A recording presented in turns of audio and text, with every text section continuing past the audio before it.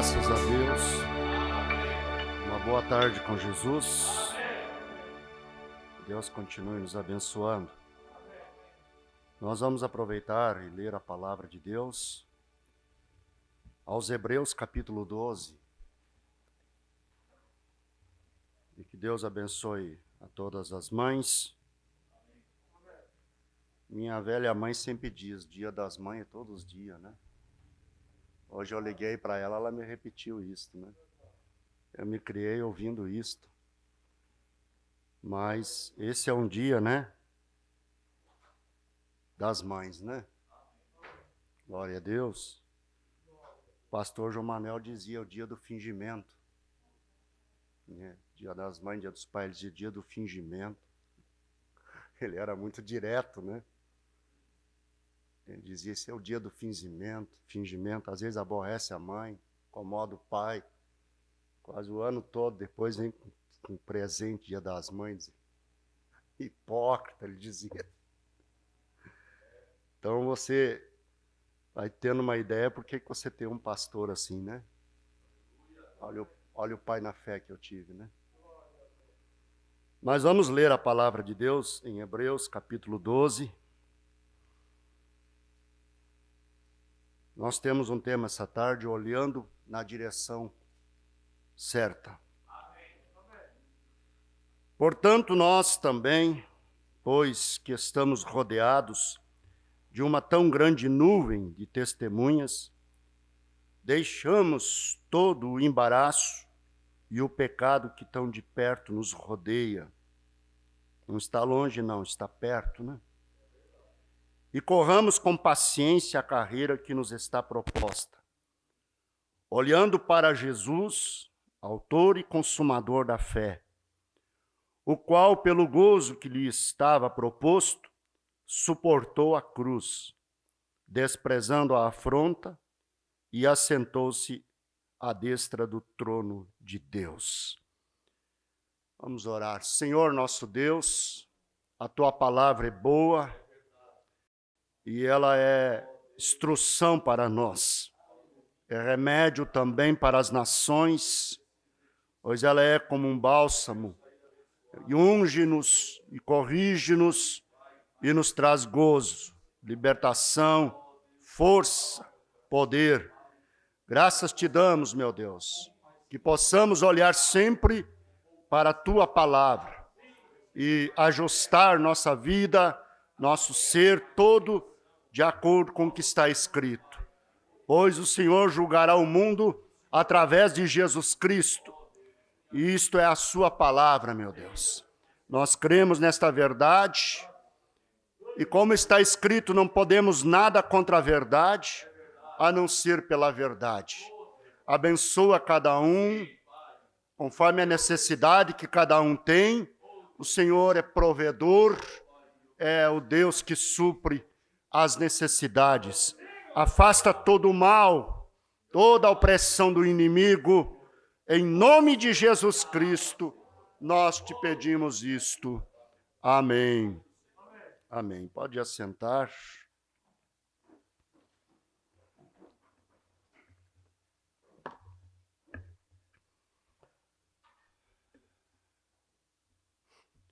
Nós vivemos um tempo de muitas mudanças. Muitas coisas mudaram e estão mudando diariamente, em todos os sentidos, no mundo. Tudo tem mudado, o lar tem mudado, os conceitos da sociedade. A geração nova que está vindo é totalmente diferente dessa geração nossa, minha e sua, porque tudo tem mudado. Agora sabemos em relação à fé, e Jesus Cristo não tem mudado. Então nós temos aonde olhar, e sempre olhar, nós temos uma direção. Nós temos que ter isso em mente. De não tirar o olhar da direção certa. Por essa razão eu creio que o nosso profeta ensina, ele disse que toda pessoa que vem a Cristo deve de vir de uma maneira sensata. Ela deve de ter consciência exatamente daquilo que está fazendo. Amém? Do que ela está abraçando e por qual causa ela vai lutar ou até mesmo sofrer. Aleluia, porque todos aqueles que vêm a Cristo, né, que piamente querem viver em Cristo Jesus, padecerão perseguições. Então nós temos que ter um foco, nós temos que ter um objetivo, nós temos que saber, não é, o que é que estamos fazendo. Como disse, as coisas vêm mudando a todo tempo. E muitas dessas mudanças levam muitas pessoas a se distraírem, a acharem que algo seja melhor. E isso tem tirado o olhar das pessoas do Evangelho. Nunca se esqueça também que o Evangelho é simples e que Deus se revela na simplicidade. Aleluia. Nunca devemos buscar o brilho, o muito brilho, porque Deus nunca está nisto. O Hollywood brilha, porém o Evangelho encandece, diz o profeta. Então, eu estou chamando a sua atenção para olhar na direção certa. Porque se você vai se distrair, você vai errar o alvo. Quando alguém vai atirar em um alvo, ele tem que se concentrar. Porque poucos milésimos aqui, lá na frente, aonde a bala tem que acertar, dará uma distância absurda. Se ele sair 1 milímetro, aqui, lá na frente, dará centímetros. Então ele vai errar o alvo. E o profeta diz que errar o alvo é pecado. Por isso, me veio ao coração este tema, e isso já foi pregado aqui para essa igreja, no ano de 2012. Aleluia. Talvez muitos nem lembram mais. Mas falamos sobre isto já. E, como disse Paulo, não me canso de vos falar as mesmas coisas, porque são segurança para vós. O irmão Brand disse que chegaria um tempo que nos púlpitos teríamos pregadores que trariam entretenimento para a igreja. E a igreja estaria buscando isso. Às vezes você vê as pessoas, existem hoje pregadores, né, pastores, e hoje, por coincidência, sem querer, me chamou a atenção o tema de um padre, e eu fui dar uma olhadinha. E bateu exatamente no assunto que eu tinha. Até mesmo os padres estão fazendo entretenimento em seus sermões e fazendo as multidões rirem. Agora, qual é o papel da igreja? A igreja tem um papel. Ela tem um trabalho para fazer, que é justamente levar as pessoas a Cristo. Este lugar é um lugar de julgamento. Agora, veja bem, se uma pessoa está buscando entretenimento, onde que ela tem que ir? Bom, existem circos, né? O circo é um lugar onde oferece entretenimento. Lá eles têm os malabaristas, eles têm os animais, eles têm o palhaço, eles vendem pipoca. Então lá é um lugar onde o espírito que impera ali, que reina ali, que está ali, e que tem que ser para funcionar, tem que estar no espírito de entretenimento. Se o palhaço chegar ali cabisbaixo, depressivo, triste, ele não vai entreter ninguém. E ele vai perder o seu emprego. Então o papel dele é fazer o povo rir, ainda que ele vai chorar atrás da cortina depois. Mas quando ele está diante do povo, o papel dele é fazer a turma rir. E quando ele faz jus à sua profissão. Eu estou querendo mostrar para você que cada coisa tem o seu lugar. Amém. Aleluia. Se alguém quer entretenimento, deve de procurar um circo. Não é verdade? Se alguém quer alcançar Cristo, receber de Cristo algo, comprar sua passagem para a vida eterna, então a igreja tem que fazer esse papel. Chamar o errado de errado e o certo de certo. Quando eu saio da minha casa e vou à igreja, eu tenho que estar predisposto a ouvir a palavra e ser até mesmo corrigido. E me sentir até envergonhado. E se o pastor olhar para mim e dizer, você, irmão, tem que ajustar aqui, ali e acolá, eu fui na igreja para ser corrigido, eu não tenho que me ofender. É claro que não vamos fazer isso, mas se acontecesse, corre-se o perigo, e eu tenho observado isso, que a igreja está saindo do seu papel. Por isso não está gerando mais, produzindo mais verdadeiras e genuínas conversões. Porque eles começaram a hibridizar a palavra, começaram a trazer entretenimento para a igreja,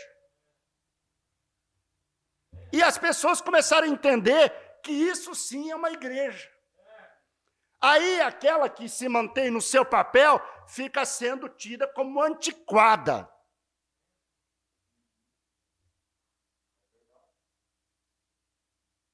É isso correto ou não?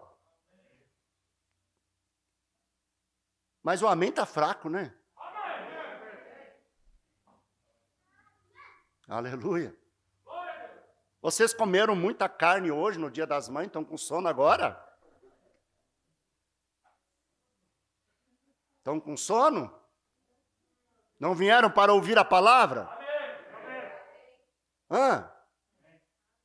Então, como que vamos nos comportar diante da palavra? É claro que num culto, isso aqui, às vezes, dependendo do momento da pessoa, tende a ter sono. E se tivesse num circo? Será que a pessoa ia dormir diante de um palhaço, diante de uma apresentação? Não dormiria. Pois nada se compara com um culto. O valor de um culto. Há pouco ouvi o irmão citar que isto é sobrenatural. Você vir num culto. Aleluia. Se a pessoa quer comer pastéis, bolos e pães e coisas, o melhor lugar para ela é a padaria. Só que tem gente que acha que na igreja tem que ter comida. Eu já recebi reclamação, essa igreja não tem comida. E pessoas que vieram visitar, estranho, essa igreja não tem comida, de certo? Foi em alguma igreja onde tinha um banquete. Olha o conceito que as pessoas começam a ter da igreja. Porque alguns pastores, sem ministério, sem vindicação, sem certeza, eles começam a colocar itens que não é da igreja, na igreja. Porque eles não têm ministério, eles têm medo de passar fome, entende? E para atrair o povo, então, eles começam a fazer entretenimento. começam a fazer lives que é só entretenimento. A mensagem não é pregada. Como dizia o saudoso pastor, só uma encheção de linguiça. Tenho que dizer a verdade, irmão, porque a verdade liberta. A igreja tem que crescer. Você que está começando a jornada, ou que vai começar, você tem que crescer na palavra, no ensino do evangelho. Porque se você for para as redes sociais e olhar tudo que se oferece em nome de igreja, você encontra de tudo. Porém, nós temos um profeta. E ele não veio para nos fazer entretenimento. Ele veio para nos trazer uma palavra que nos faz voltar à fé. Amém? Restaurar-nos a fé que uma vez foi dada aos santos. Então, temos que ter isso sempre em nossa mente. Olhar na direção certa. Ter um absoluto. Como o profeta fala aqui na mensagem, um absoluto. Tem aqui a mensagem, olhe, onde ele fala exatamente nessa direção. Aquele poste de amarra. Nada tira você do seu foco. Se você observar, o diabo tem chamado a atenção das pessoas, né? Ele tem todo tipo de pacote para oferecer, vamos dizer assim. O ímpio, ele o atrai com os prazeres mundanos, com aquilo que eles dizem, aproveitar a vida. E os prende lá, milhares deles. E eles chegam um fim de semana, eles só olham para a festa, para o prazer, para a orgia, para a bebida. O olhar deles é aquilo. Eles não conseguem ver a igreja. Eles não conseguem ver o brilho do evangelho. Eles só enxergam aquilo. Então eles estão amarrados naquilo. Aí quando entra no campo religioso, Satanás também visita cultos. Não tem medo de cultos. Ele não tem medo de ambiente espiritual. Quando você está num culto, há uma batalha espiritual. E se ele puder, ele rouba a tua bênção. No culto. Ele rouba a tua bênção aí no culto. Porque ele é o ladrão. Às vezes ele rouba a bênção da pessoa já quando ela está vindo para o culto. Ele deixa a pessoa chateada, aborrecida, que ela passa o culto todo e não consegue tocar nas vestes do mestre. Porque não vigia. Aleluia. Eu estou amando a sua alma e lhes dizendo essas verdades. Aleluia. No campo religioso, olha o que o diabo faz para tirar a atenção do foco principal, que é Cristo. Ele levanta doutrinas, debates, e você vê eles debatendo nas redes sociais. Um diz uma coisa e o outro rebate. E fica lá parágrafo, brigando com parágrafo. Enquanto que eles estão brigando, eles não estão olhando no alvo que tem que olhar. Você não consegue olhar em duas direções ao mesmo tempo. Ou você está olhando na direção certa, ou você está olhando na direção errada. Aleluia. E você quer ver o que mais prende a atenção e traz problemas grandes, é se ele conseguir fazer um cristão de influência, um ministro, por exemplo, tropeçar. Cair num escândalo. Se um ministro cai num escândalo de ordem moral, seja o que for, isso cai nas redes sociais. Isso é mais comentado do que o culto ungido que tivemos ontem. Isso é o assunto do mês. Mas é raro você ver os cristãos ter o assunto do mês, um culto que eles ouviram na igreja, uma mensagem que eles leram. Parece que isso significa menos. Olhando na direção certa. Aleluia. Tem uma passagem na Bíblia que me chamou a atenção. Em 2 Samuel, capítulo 2, versículo 23. Havia ali um homem chamado Azael, que lutava no exército de Davi ao lado de Joabe. E ele inventou de querer tirar a vida de Abner, que era o general da casa de Saul. E começou a perseguir Abner. E Abner disse, rapaz, sai de trás de mim, que senão eu vou te atravessar com a minha espada. Era um general experiente, mas Azael, acho que ele queria, imagina, matar Abner, ele ia fazer um nome, o prêmio que ele ia ganhar. E ele, cabecinha nova, inexperiente, focado num objetivo, não ouviu o conselho. E ele foi transpassado pela espada de Abner. E seu corpo ficou ali, na beira da estrada, em meio do sangue. Sabe o que acontecia? Os outros soldados que vinham, eles tinham um foco, um objetivo para vencer. Mas quando eles viam Azael ali, eles paravam. Eles paravam. Deixavam o foco para ver o irmão ali ferido, machucado. Até que um entendeu que tinha que tirar do caminho e jogar para o lado. Porque ele morreu foi por imprudência. E não ia adiantar chorar, lamentar agora. Não que estamos felizes com a morte de ninguém. Mas se um ministro cai, ele cai por imprudência. Se ele se enreda com doutrina, é por imprudência. Porque ele tem profeta, ele tem Bíblia.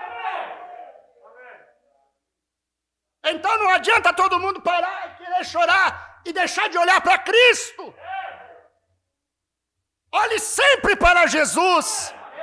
Nem o irmão Branham mesmo, que foi o homem que viu tão próximo de Deus, ele nunca disse, olhem para mim. Quando ele pregou a mensagem, eis que está aqui, quem é maior do que Salomão? As pessoas começaram a pensar que ele estava falando dele, mas não era dele. Era de Cristo a palavra. Não era ele. Os homens projetam William Branham num nível, chegam a confundir ele como Jesus Cristo, mas ele nunca sustentou isto. E ao fazer isto, as pessoas tiram o olhar da direção certa. Coisa mais linda é a mensagem, coisa mais verdadeira é a mensagem, algo que liberta de verdade. Mas se a pessoa não olhar da maneira correta, na direção certa, eu quero lhes dizer, irmão, o crente mais enredado dos enredados que existe são os da mensagem. Você está entendendo? Você pega um crente enrolado, enredado, atrapalhado, da mensagem. Ele é pior do que um denominacional, para você lidar com ele. Porque eles mexem em tanto mistério, que eles se tornam um mistério. Você já não sabe mais no que é que eles crêem. Aleluia. Qual é o papel do guia? Apontar o caminho. Qual é o papel do pastor? Guiar as ovelhas no caminho. E o guia tem que ser habilitado, capacitado, ele tem que conhecer o caminho. Como que ele vai ser guia se ele não conhece o caminho? Aleluia. Eu estou falando de algo que eu sei. Aleluia. Crentes que prosperam na jornada são aqueles que ficam com a palavra, que ouvem o seu pastor, que são humildes, que aceitam a correção. Crentes que entonam o nariz e saem brigando da igreja e não aceitam, eles não prosperam.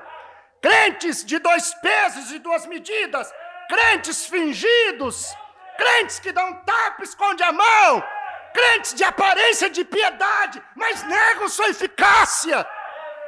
Eles não vão avante, mais cedo ou mais tarde. Você vê a casa caindo. Eu estou vos advertindo para o vosso bem. Você quer chegar no céu? Tem um caminho, tem um céu, tem uma maneira de chegar lá. Não se distraia com nada. Aleluia. É triste ver um irmão ferido, mas ele foi avisado. Não tome esse caminho, irmão. Volte para Cristo. Se arrependa. Seja humilde. Mas ele banca um Azael entonado e quer peitear um general treinado e foi avisado. Quantos que são avisados? São repreendidos e não voltam atrás. Vão arriscando a sorte. Olhar na direção certa. Aleluia. Se as coisas do mundo não nos atraem, mas sempre que vai nos atrair é assunto religioso. É o que acontece no meio religioso, no seio da igreja. É o que nos chama a atenção. E nós respiramos isso 24 horas por dia. Só que você tem que olhar assim a nível de informação e não se deixar levar. Para ficar informado apenas. Você vai sentir no Espírito Santo a campanha tocar. Você tá tempo demais nisso. Isso aí está te oprimindo. Isso aí não está te edificando. Para de olhar isto. Para de comentar isto. Quero ver se você tem a mesma experiência que eu já tive. Às vezes você chega com um irmão na casa de alguém e você toca num assunto. E você se sente repreendido na hora. Parece que estraga o ambiente. O irmão recebe você feliz e você chega e pá. Aí depois você percebe que estragou o ambiente. Aí você vai ter que consertar. E aí você peleja. Não é verdade? Olhando na direção certa. Aleluia. Glória a Deus. Aqui na mensagem, olhe para o 178, 177. O que você está olhando? O que você está esperando? Chegou o tempo. A água está sendo movida. Mova-se para dentro agora. Os sinais dos últimos dias. Haverá luz no entardecer. Você sabe sim. Assim será. É a verdade. O caminho para a glória você certamente encontrará. Sim, nos últimos dias você encontraria. Aleluia. Vocês que são antigos na mensagem, vão entender, vão concordar comigo. Nesses últimos 30 anos, quanta coisa surgiu no nosso meio. Vocês lembram de um tempo que a mensagem era... Na verdade, ela é uma só.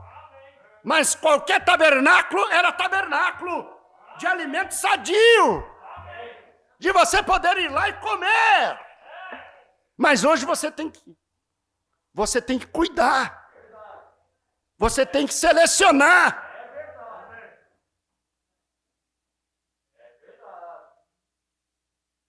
Infelizmente. Mas é a verdade. Quando eu comecei a perceber, pelo alerta que vinha do púlpito, que eu comecei a botar atenção nisso, eu tive uma tristeza. Porque eu queria viver aquela emoção, aquela empolgação de que não fosse assim. Eu não queria que fosse assim. Aleluia. Porque se você tira o olhar de Jesus Cristo e coloca em William Branham, você está frito. Você vai olhar só para o William Branham fazer, o William Branham é o seu absoluto. Existem muitos no mundo que adoram o irmão Branham. Eles priorizam mais ler a mensagem do que a Bíblia. Como se a Bíblia tivesse saído da mensagem. A mensagem saiu da Bíblia. Isso é os bois na frente do carro. O irmão Branham respeitava a Bíblia, ficava com a Bíblia. Até o que o anjo dizia para ele buscava base na Bíblia. Então não é o problema, não é o mensageiro. Não. O problema é o que fizeram com isso. Entende? Tiraram o foco das pessoas. Ele mesmo pregou, olhe sempre para Jesus. Hoje muitos, eles traçam todos os seus programas, eles são orientados, eles olham para o tabernáculo Branham. O que José Branham disser, o que vir de lá, é o que vão fazer. Não o que a mensagem diz, não o que a Bíblia diz, mas o que a família Branham disser. Essa é a verdade, irmãos. Aleluia. Eles vão procurar saber o que o irmão José Branham diz acerca disso. Então o irmão Branham veio fazer papel em vão. Quem é o sétimo mensageiro? Quem é o Malaquias? O Elias de Malaquias 4, 5, 6. Quem é que é? É o William Branham ou é José Branham? Eu sou bem objetivo, irmão. O irmão José Branham tem o seu lugar, tem o seu valor, tem o seu ministério, respeito isto. Mas o meu profeta não é ele. Não é ele.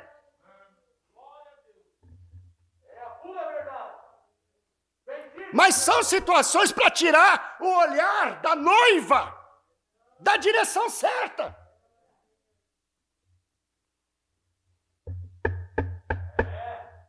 Aleluia. É um alimento forte, né? Porém tem que ser dito.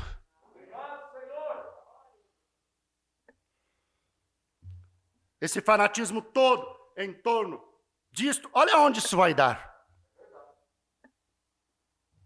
Existem pessoas hoje que não querem nem ouvir falar em mensagem, que já foram da mensagem.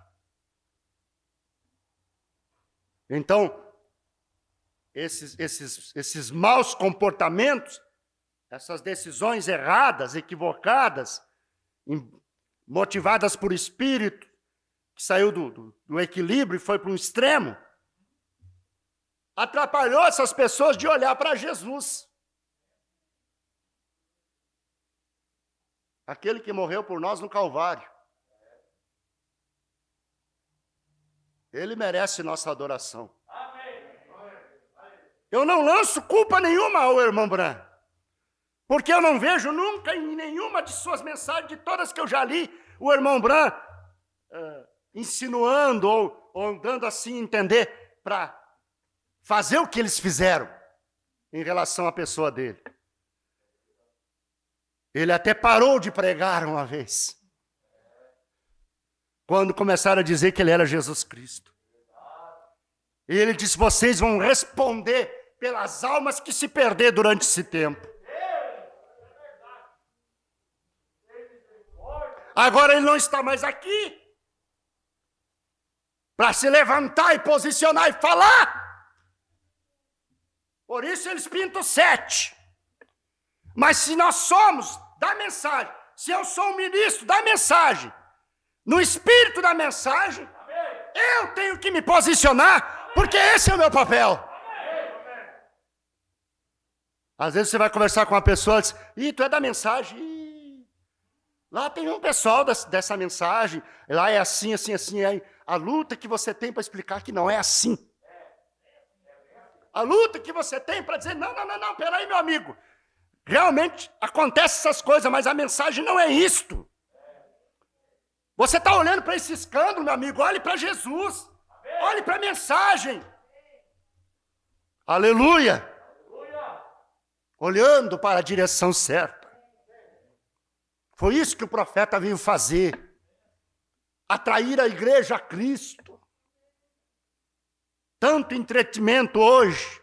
Hoje você vê entretenimento dentro das igrejas da mensagem, nos púlpitos, nas reuniões, na mensagem que você não via. E o irmão Branco chega a dizer que chegaria o momento deles se vestirem de palhaço. Se vestirem de palhaço. Para alegrar a galera, como eles falam aí, né? Porque eles alegam, não, os tempos mudaram. Tudo mudou. Não pode seguir desse jeito. Será? Será que nós temos que mudar? O que vocês acham, igreja? Nós temos que mudar? Você veio no culto para ouvir a palavra, não é? E a gente esforça o máximo para atender esse anseio da sua alma. Oxalá que a gente tenha conseguido. Que você não saia por aquelas portas vazio. Que você possa pelo menos pegar uma palavra, alguma coisa. Aleluia. Olhe, depende do que você está olhando. Parágrafo 138. Olhe o que tem sido feito. O pilar de fogo, o Espírito Santo. Tudo isso acontecendo no ministério, na mensagem. Foi ou não foi? Ele é o mesmo ontem, hoje e eternamente. Agora vamos olhar. Vamos crer. Vamos entender que estamos nos últimos dias. Estamos nas últimas horas. Estamos nos últimos minutos da última hora. É só você olhar os sinais na igreja e os sinais no mundo, na política, nas grandes nações. Os empreendimentos das grandes potências em armas nucleares, em bombas. A Rússia agora ia testar o Satã 2. Não sei se vocês viram aquilo. Satã 2. A imensidão de grande mar. Né? Todo o cenário sendo preparado. É só questão de apertar um botão.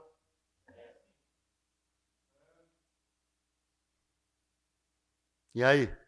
Vai querer entrar como noiva ou vai querer arriscar como virgem nessa? Ah, não, se eu não entrar como noiva, houve alguém que disse, depois eu passo a tribulação, não nego Jesus, morro por ele, e aí depois lá no trono branco, isso vai contar ponto ao meu favor. Se com o Espírito Santo aqui, com a intercessão aqui, não está conseguindo viver a palavra, se humilhar, e quando Deus virar as costas para os gentios, que o anticristo toma conta, eu não arriscaria. Ah, não. Eu quero alcançar o rapto. Essa semana eu estava pensando, Senhor, será que eu vou estar vivo? Ou eu vou estar adormecido numa sepultura? Irmãos que partiram do nosso meio, que a gente achava que ia estar tudo vivinho, esperando o rapto, já partiram. Você já fez o velório deles. Aí você fica pensando, né? Será que eu estarei vivo? Será que eu vou provar a morte ou não? Mas se eu tiver que provar a morte, Oxalá que eu tenha parte na primeira ressurreição. Porque bem-aventurados são os que têm parte. Vão ressuscitar para a vida. A voz de arcanjo poder me chamar. Júlio, vem. Poder chamar você. Acredite ou não, isso é uma realidade. E esse mundo vai virar cinzas. Nós vamos pisar sobre as cinzas dos ímpios. A Bíblia diz, não ficará aqui nem raiz nem ramo.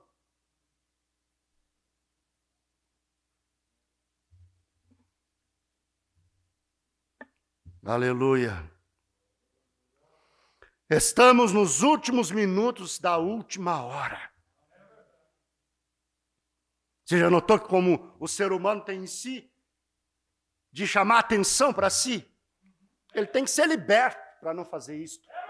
Mas o homem em si, em sua natureza, ele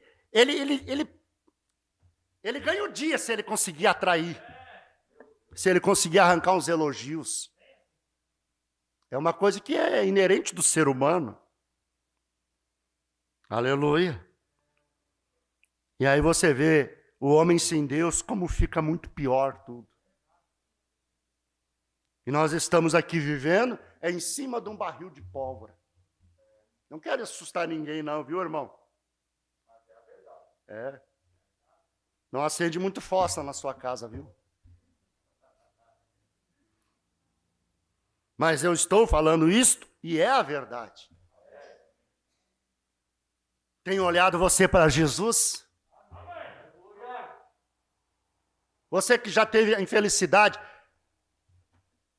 de algum momento tirar o olhar dele e olhar para o outro lado, o resultado foi bom? Não foi bom, né? Quando a gente perde de olhar para Jesus, vai olhar para o outro lado. Olhe para Jesus. Nem mesmo um irmão você pode fazer como teu absoluto. De colocar ele no nível de Jesus, entende? Isso que eu quero dizer. Aleluia. Glória a Deus. Eu tenho este filme e através eu traga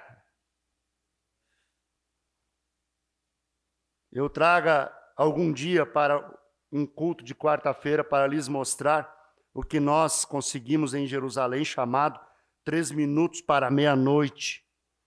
Fala sobre o que a ciência tem dito. Existe esse filme, tinha lá no tempo dele, né? Não sei se ainda tem. 3 minutos para meia-noite. A Bíblia diz que Jesus disse, quando vocês virem a figueira brotando, você sabe o que é a figueira? A figueira é Israel. Voltando a ser uma nação. Eles são uma nação ou não são? Nós vemos as outras árvores, a metodista dando seus frutos, a batista dando os seus, a católica dando os seus, todo o restante delas dando seus frutos. Os pentecostais, através de Oral Roberts, dando os seus. Todo o restante deles tendo seus reavivamentos, crescendo seus galhos. Então sabei que o tempo está próximo. Esta geração não passará até que todas estas coisas se cumpram. Nós vemos Israel em sua terra natal, com a sua bandeira hasteada, a estrela de Davi de 6 pontas. Eles têm seu próprio dinheiro, sua própria nação, seu próprio exército. Eles têm tudo. Eles são Israel. O que é isto? Eles estão prontos para a limpeza, que Deus tirará os 144 mil de entre eles. Quando será isto? Durante o período da grande tribulação. Bodas do Cordeiro para a noiva, grande tribulação para os que ficaram. E as 2 testemunhas de Apocalipse 11 entram em cena para pregar ali em Israel, para trazer esses 144 mil, 12 mil de cada tribo, que segundo o nosso profeta, baseado na Escritura, ele cria que isso seria Elias e Moisés. Aleluia! Elias subiu vivo numa carruagem de fogo. Moisés, ninguém sabe, o seu corpo Deus para si o tomou. No Monte da Transfiguração, eles apareceram lá conversando com Jesus. Aleluia, isso é para revelado. Isso é a mensagem. Aleluia.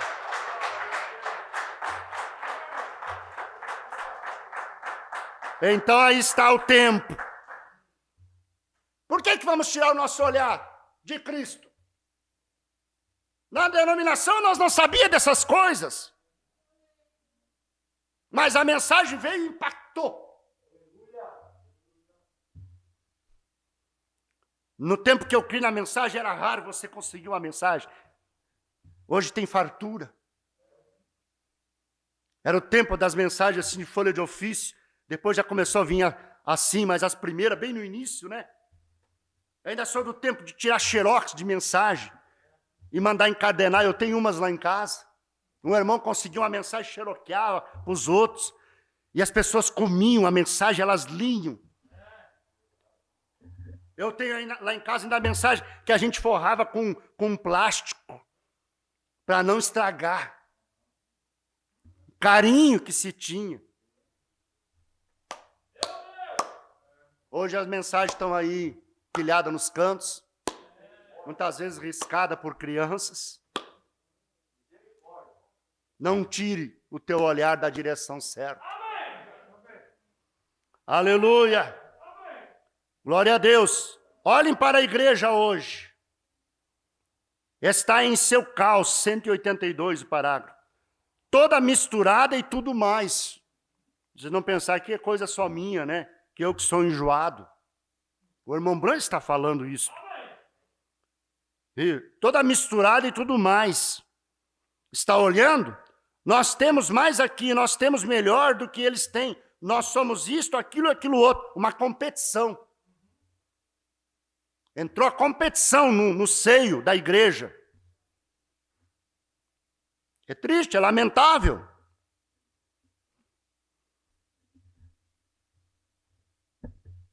Quando entrou para a política, os primeiros evangélicos lá das denominações concorreram a deputado federal, senador, foi algo assim, o quê? Um espanto. Hoje já está cheio. E a coisa vai indo. Deus queira que não chegue o tempo de pastores da mensagem querer ser deputado. Que isso, pastor Júlio? Sim, por quê? Porque a denominação está fazendo hoje, há 30 anos atrás, 40, não fazia de jeito nenhum. O irmão Branco disse que a igreja católica levou, parece que foi 500 anos para se desviar. E a pentecostal não levou 100. Para chegar na condição que chegou. Aí você começa a ver a coisa misturada. Se o povo da mensagem não se acordar, se os ministros não se acordar, eu quero estar despertado.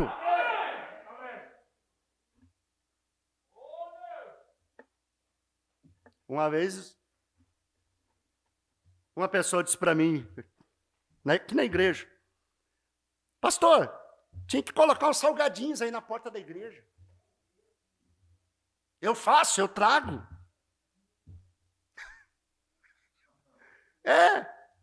Pessoa recém-chegada, recém-batizada, já queria fazer um negocinho na porta da igreja, vender salgadinho.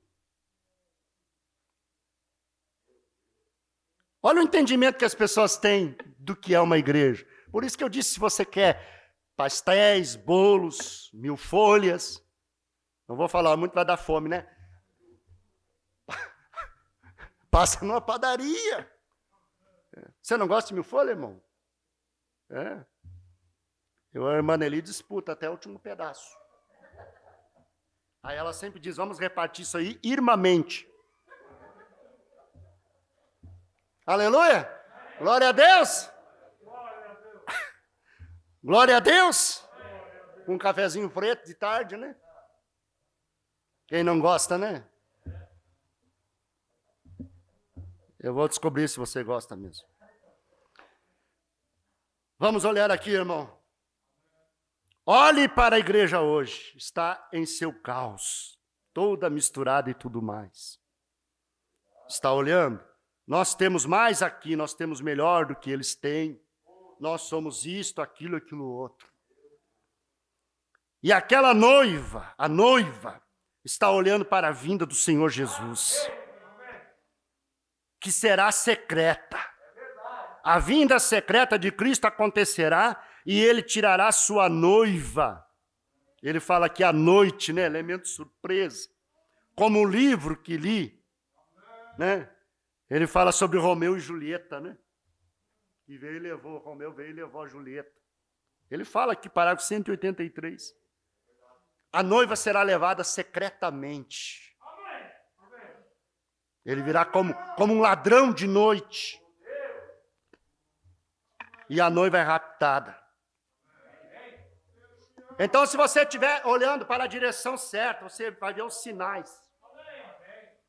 Você vê a igreja toda misturada.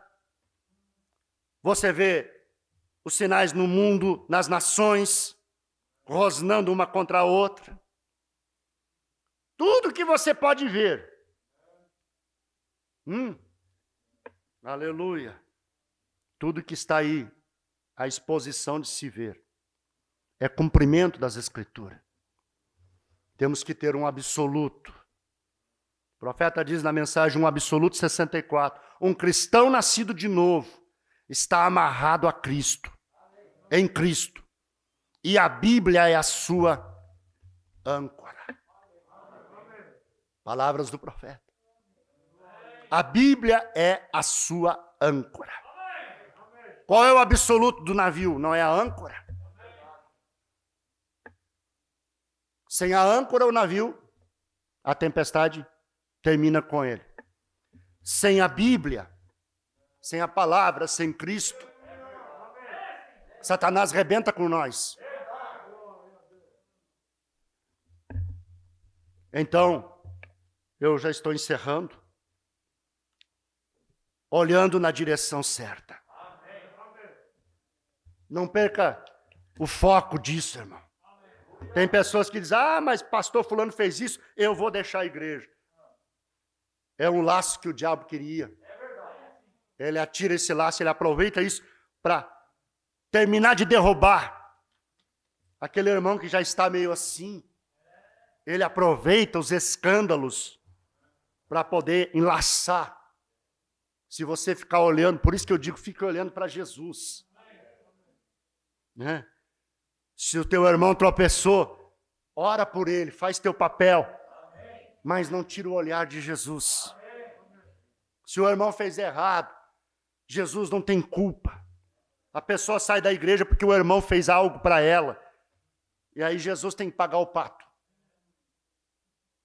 Jesus tem que pagar o pato. O irmão apronta, pede emprestado, não paga, passa a perna. A irmã toma emprestada a panela, não devolve mais. Essas coisas, pensa que isso não acontece? A gente não vai citar nome, né? A minha panela que eu mais amava. Verdade, irmão. Eu não estou falando isso para fazer entretenimento aqui, mas isso acontece. Irmão, vai orar, tira o coração da panela. Mas as pessoas às vezes se apegam nessas coisinhas. Deus o livre. Elas perdem a salvação por causa de uma panela, por causa de um martelo, por causa de um serrote que era do bisavô. Essas coisas assim, irmão. Esses afetos exagerados. O evangelho vem para libertar a gente de tudo isso. É claro que não é certo tomar as coisas dos outros e não devolver. É errado mesmo. Eu lembro o pastor contava de um fazendeiro rico. Achou uma alavanca na fazenda lá, na beira da cerca, que o peão esqueceu. E ele achou aquela alavanca e cresceu o olho para aquela alavanca. Um homem que tinha dinheiro para comprar um caminhão de alavanca. Mas botou o olho naquela alavanca e levou para ele. E ele era crente. E ele não teve paz, porque aquilo... A campainha tocando, até que ele veio diante da igreja confessar que ele tinha roubado, pegado a alavanca do peão. E ele não tinha necessidade, mas é uma coisa que veio, que lavando, que legal. Pegou para ele. Essas coisinhas, você pode dizer que bobagem, mas essas bobagens acontecem. As pessoas ficam atadas a essas coisinhas. Aí é trabalho do pastor, né? Mexer em tudo quanto é área. É o trabalho do pastor. Estou fazendo o meu trabalho. Aleluia. Tem irmão que briga por causa das coisas da terra. Tira o olhar de Jesus, pede licença para ele e pula no seu pescoço. Pensa que não? Então mexe no xodó dele e dela para você ver. É melhor nem mexer. Não quero fazer curativo em ninguém. Olhando na direção certa. Olhando em Cristo. Eu tenho que dizer o que o Espírito Santo me diz a dizer. Porque essa casca tem que ser rompida. Se eu ficar aqui só passando azeitezinho, só agradando com palavrinhas suaves, quando que você vai ser liberto? Obrigado, Senhor. Houve um irmão que ele era bastante difícil o seu jeito, ele mesmo dizia, dificuldades e coisas. E esse ministério aqui ajudou esse irmão e muito a alcançar a libertação. Amém. Uma vez eu preguei sobre jejum e ele me esperou lá na rua e disse, pastor, hoje o senhor arrebentou comigo. Eu disse, por quê, irmão? O senhor falou em jejum. Eu cresci na mensagem, eu nunca fiz um jejum. Tá, mas eu não tenho culpa, irmão. Eu não tenho culpa. Sim, eu sei, pastor. Eu nunca fiz um. E como que você vai alcançar a libertação? Você veio e contou seus problemas para mim. Jesus disse que acerta a casta de demônio que só sai com jejum e oração. Se Jesus disse isso, os demônios têm o direito de ficar. Eles vão dizer, eu não saio enquanto não tiver jejum. O próprio mestre de vocês falou que nós só sai com jejum. Pode orar até ficar rouco.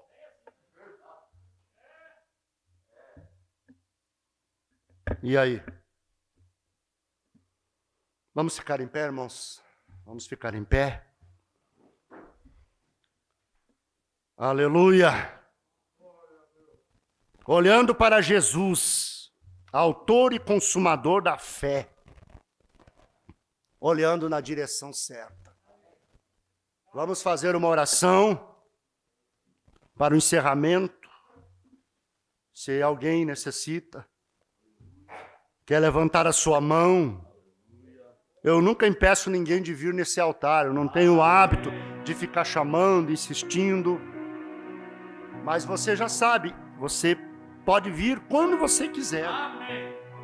Aleluia. Eu não gosto de fabricar esse vir no altar. Eu gosto que isso aconteça realmente de uma forma autêntica. Vamos orar.